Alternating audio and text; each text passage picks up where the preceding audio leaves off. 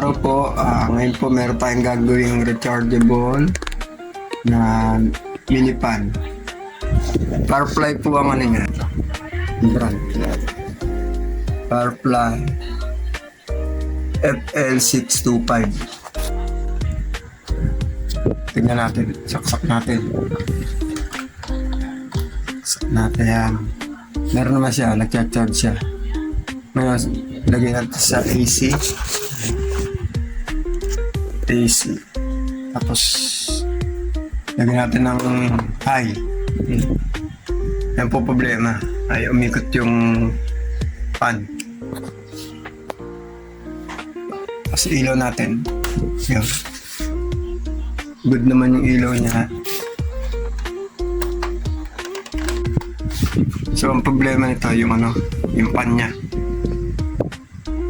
Sige, tingnan natin. Buksan natin.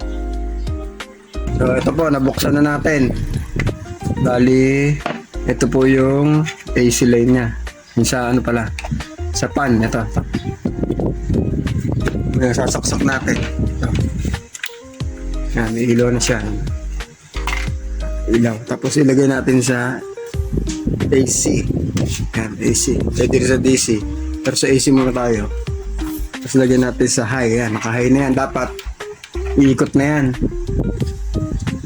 Ngayon, tuturo ko sa inyo pinakamadaling ano, para ano, mapa-under nyo agad yan, para alam nyo agad kung ano sira. Ito tayo. Bali ito. Nakikita nyo to. Yan. High tsaka low. Ngayon, ito yung switch ng AC. Bali, ano tayo dito sa likod, ha? Ito. Dalawa lang naman yung ano eh. Ito yung switch ng AC. Ngayon, i-jump natin yan para makita natin kung hindi gumagana yung switch. Tingnan natin kung iikot to, ha. Pag didikitin ko lang yung dalawa na yan. Tingnan natin kung iikot. Yun. Kita nyo, umikot. Ibig sabihin, papalitan natin itong switch. Sira yan. Papalitan natin yan, okay? Papaklasin natin. Ito, okay naman to, working to. Kasi gumana siya sa ano eh. Tingnan natin yung ano niya. Low. Ito. Set natin siya sa low. Kailangan iikot siya. Pag hindi, papalitan din natin yan. Tapos, jump uli natin to. Yun, okay. Ibig sabihin, gumagana itong switch ng high and low. Ngayon, ito lang ang papalitan natin. Yung AC, DC. Ibig sabihin ito, hindi nagko-contact yan, kaya ganyan. Bago magana siya. Ayan. Okay, ngayon babaklasin ko muna para makita nyo. Ito, gagawin natin. Lagyan mo natin siya ng ano, ng hinang para hindi masira yung board niya. Para lumambot yung lumang hinang.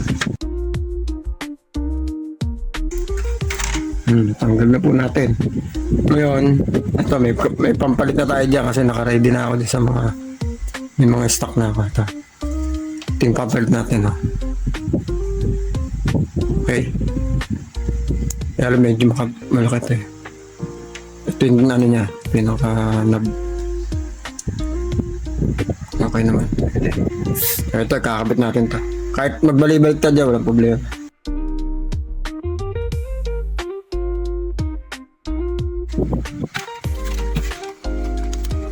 Lagyan natin ng mahinang.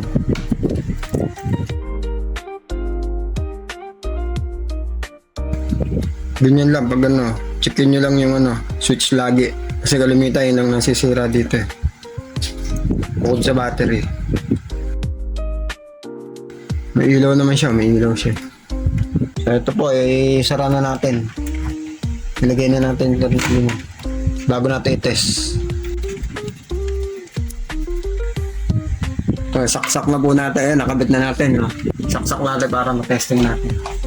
Kung tagumpay tayo. Oop. Switch na lang ha. Naka-switch. Pero umikot na siya.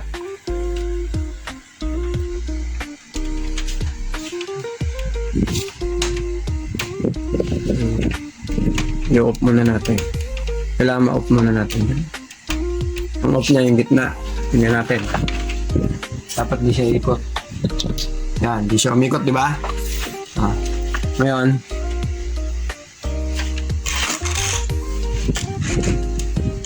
i-switch natin to. Yun, ikot na, di ba?